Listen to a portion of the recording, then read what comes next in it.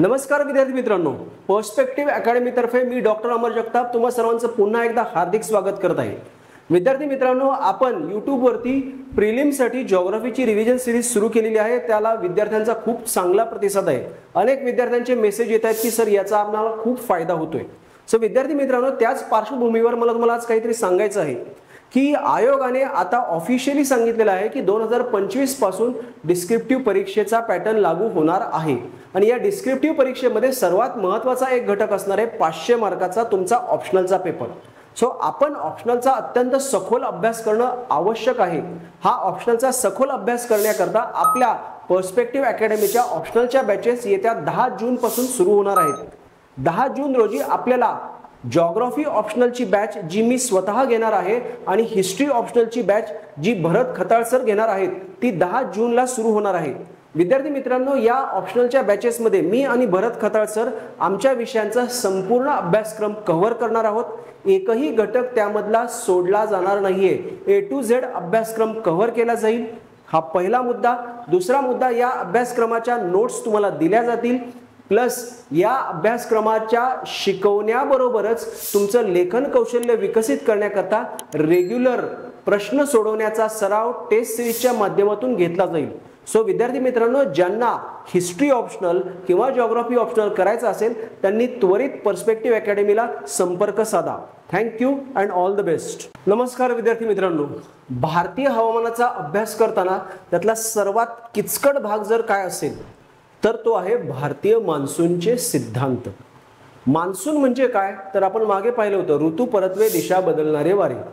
एका विशिष्ट ऋतूत हे वारे भारताकडे येतात, पुढच्या ऋतूत ते तसेच उलट माघारी जातात। हे मान्सून वारे निर्माण का होतात याचं स्पष्टीकरण देण्याचा प्रयत्न अनेक शास्त्रज्ञांनी केलेला आहे। त्यांनी वेगवेगळे सिद्धांत मांडलेले आहेत। त्यातले काही सिद्धांत बरोबर ठरतात, काही सिद्धांत कधी चुकीचे ठरतात। सो आपण अभ्यास करताना काही प्रमुख सिद्धांतांचा अभ्यास करणं गरजेचं आहे। ते सिद्धांत कोणते तर ते लक्षात घ्या। एडमंड हॅलेचा सिद्धांत। एडमंड हॅले हे सर्वात पहिले आधुनिक कालखंडातील सर्वात पहिले शास्त्रज्ञ होते की ज्यांनी सिद्धांत मांडला होता। त्यांचा सिद्धांत हा जमीन आणि पाणी यांच्या कमी अधिक वेगात तापणं याच्यावर आधारित आहे। तो आपण पुढे पाहणार आहोत सविस्तर। त्यानंतर फ्लॉनचा सिद्धांत। या फ्लॉन यांच्या सिद्धांतालाच थर्मल कन्सेप्ट असं देखील संबोधलं जातं की ज्यामध्ये ITCZ inter tropical convergence zone उष्ण आंतर उष्णकटिबंधीय केंद्रीय भवन पट्टा हा जो आहे याच्याशी संबंधित तो सिद्धांत आहे। त्यानंतर अजून एक अतिशय महत्त्वाचा सिद्धांत जेट प्रवाह आणि तिबेटन पठार। आपल्या हिमालयाच्या दक्षिणेकडून एक जेट प्रवाह पश्चिमी जेट प्रवाह वाहत असतो आणि या हिमालयाच्या उत्तरेला तिबेटचं पठार आहे। हा जेट प्रवाह आणि हे तिबेटचं पठार भारतीय मान्सूनच्या निर्मितीत अत्यंत महत्त्वाची भूमिका बजावत असतं। ती कशा प्रकारे ते देखील आपल्याला पाहायचं आहे। त्यानंतर बघा, ह्या दोन गोष्टी अल निनो ला निना आणि दक्षिणी दोलनाचा सिद्धांत, याला आपण एक शब्द वापरलेला आहे। काय शब्द वापरला आपण? मेटिओरोलॉजिकल टेलिकनेक्शन्स। हे काय लक्षात घ्या, मेटिओरोलॉजिकल टेलिकनेक्शन्स म्हणजे जेव्हा दोन भिन्न प्रकारच्या हवामानशास्त्रीय घटना दोन किंवा जास्त ठिकाणी वेगवेगळ्या वेळेस घडतात।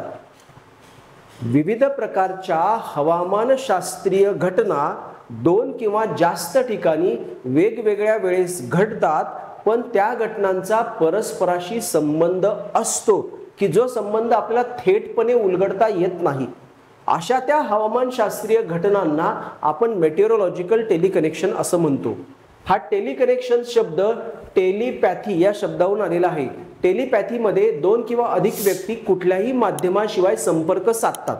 तसंच दोन किंवा अधिक ठिकाणी घडणाऱ्या हवामानशास्त्रीय घटना परस्परांशी संबंधित असतात की ज्याच्यामधला संबंध आपण स्पष्ट करू शकत नाही।